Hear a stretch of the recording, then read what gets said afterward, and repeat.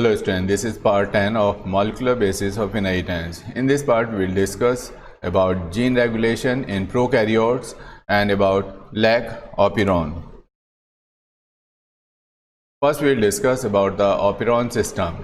An operon is a part of genetic material which acts as a single regulated unit having one or more structural genes, an operator gene, a promoter gene, a regulator gene, a repressor, an inducer and co-repressor. On the basis of their study on inducible system for the synthesis of beta-galactosidase enzyme in E. coli, Francis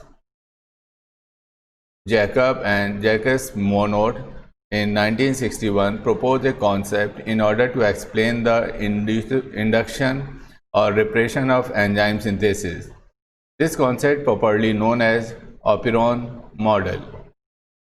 An operon consists of an operator gene which controls the activity of a structural gene that takes part in the formation of proteins. This means that structural genes which synthesize mRNA are under the control of operator gene, and operator gene they are under the control of regulator gene. तो यहाँ पर एक operon system के अंदर तीन type के jeans होते हैं, एक स्ट्रक्चरल जीन है, एक ऑपरेटर जीन है, एक रेगुलेटर जीन है और एक रिप्रेसर जीन है। स्ट्रक्चरल जीन का काम mRNA बनाना है और mRNA से प्रोटीन बनाना है, लेकिन इस स्ट्रक्चरल जीन को कौन कंट्रोल करता है? ऑपरेटर जीन कंट्रोल करता है और इस ऑपरेटर जीन को रेगुलेटर जीन कंट्रोल करता है।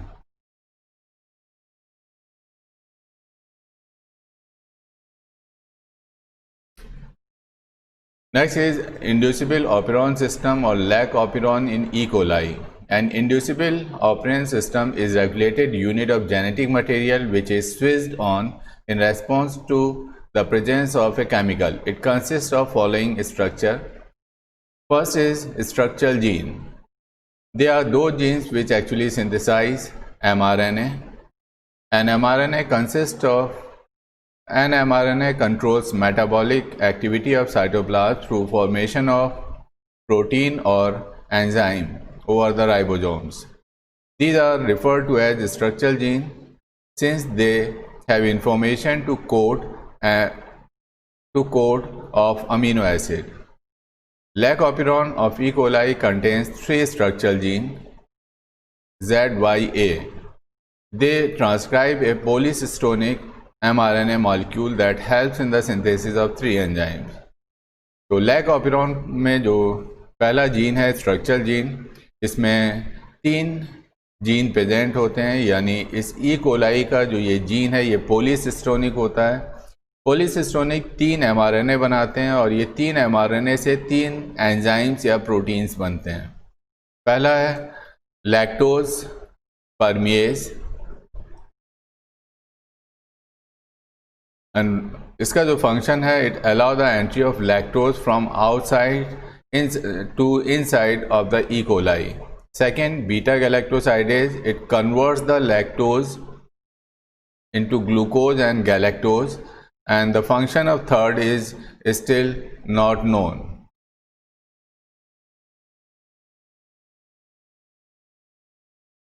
इस डायग्राम में आप देख सकते हैं कि जो एक लैक ऑपेरॉन है ये चार तरह के जीन से मिलकर बना होता है। पहला रेगुलेटर जीन है, दूसरा प्रोमोटर जीन है,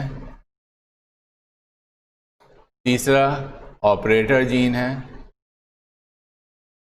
और चौथा स्ट्रक्चरल जीन है। यहाँ पर चार तरह के जीन हैं। स्ट्रक्चरल जीन का काम, स्ट्रक्चरल जीन में तीन सिस्टोन प्रेजेंट होते हैं, Z, Y और A। Z जीन Z एक mRNA बनाता है, Y से दूसरा mRNA बनता है और A से तीसरा mRNA बनता है। ये mRNA तीन एंजाइम प्रोड्यूस करते हैं। Z से बीटा गैलेक्टोसाइडेज बनता है, Y से परमिएज एंजाइम बनता है और A से ट्रांस एसिटाइलेज बनता है। बीटा गैलेक्टोसाइडेज जो एंजाइम है, इसका काम है लैक्टोज को ग्लूकोज और गैलेक्टोज में कन्वर्ट करना होता है, क्योंकि लैक्टोज दो मोनोसैक्राइड से मिलकर बना होता है। लैक्टोज एक डाइसैक्राइड है, ये ग्लूकोज और गैलेक्टोज से मिलकर बनता है। तो बीटा गैलेक्टोसाइडेज का काम है इसको लैक्टोज को डाइजेस्ट करना ग्लूकोज और गैलेक्टोज में। परमिएज लैक्टोज को अलाउ करता है from outside into the cell और into the E coli. Transacetylase it adds acetyl group to galactose.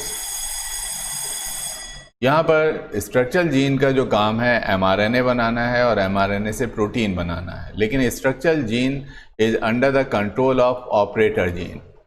Operator gene इसको कंट्रोल करता है कि एंजाइम बनना है या नहीं बनना है, और इस ऑपरेटर जीन को कंट्रोल करने के लिए रेगुलेटर जीन है। रेगुलेटर जीन ऑपरेटर जीन को कंट्रोल करता है और ऑपरेटर जीन स्ट्रक्चरल जीन को कंट्रोल करता है।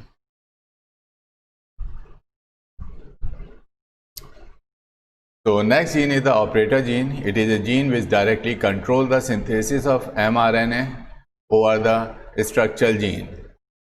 ये अभी हमने डिस्कस किया है कि ये स्ट्रक्चरल जीन है ZYA। इससे mRNA और प्रोटीन बनना है या नहीं बनना है, it is directly under the control of this operator gene. ये ऑपरेटर जीन है।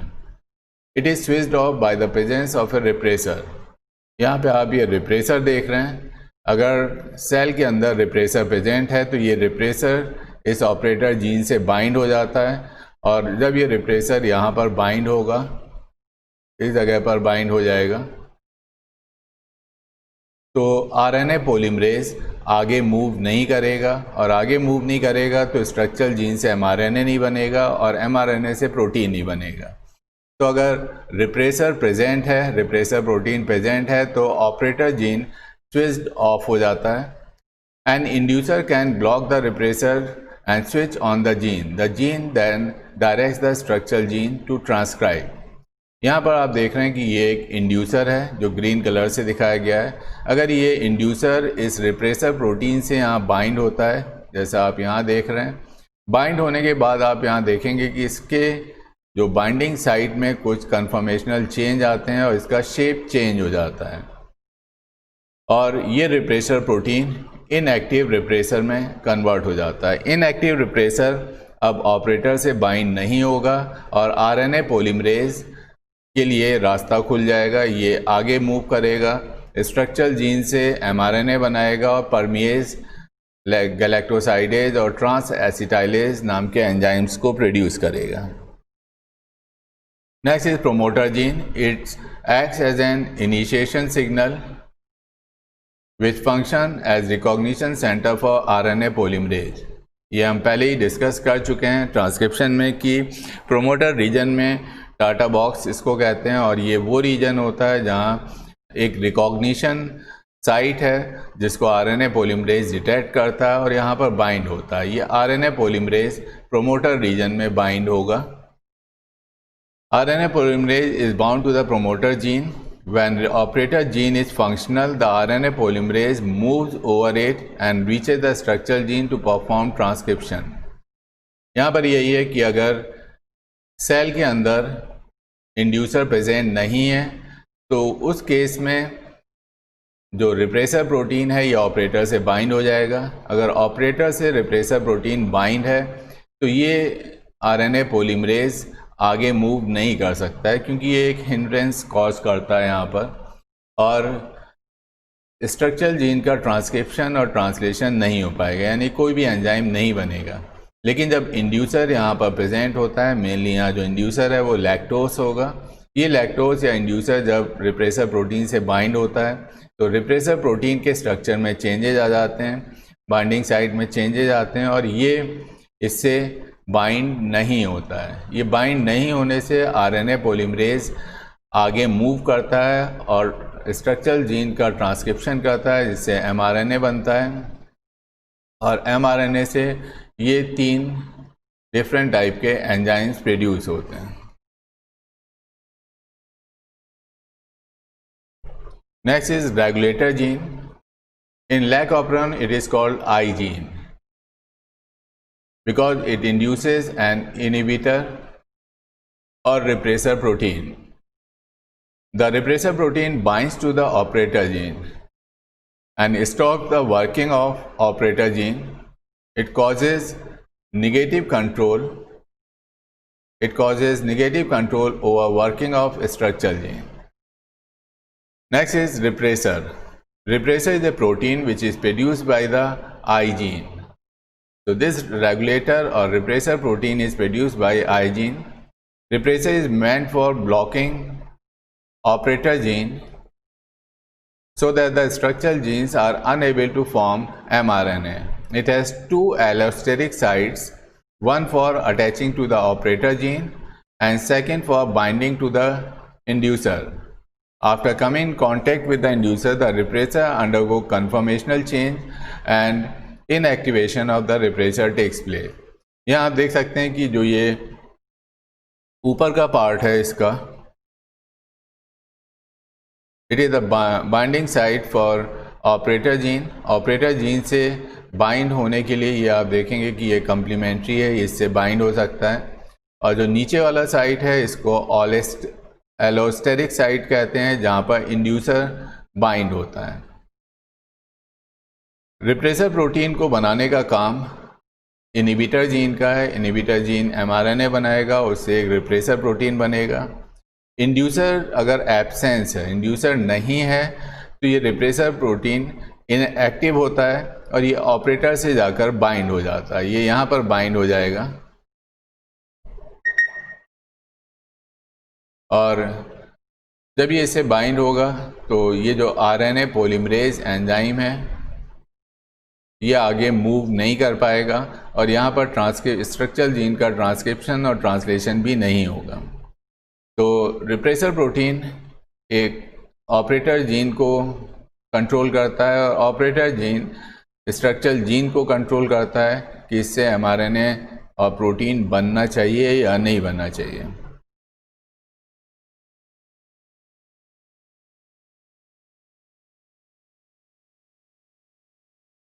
Next is inducer. It is a chemical substance which after coming in contact with the repressor marks it inactive so that repressor cannot attach on the operator gene and synthesis of mRNA takes place.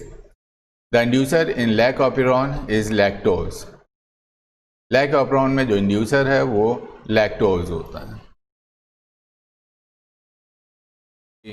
यहाँ पर ये दिखाया गया है कि किस तरह से इंड्यूसर और रिप्रेसर जीन को ऑन और ऑफ करते हैं। This system operate when metabolites such as lactose has to be catabolized into glucose and galactose.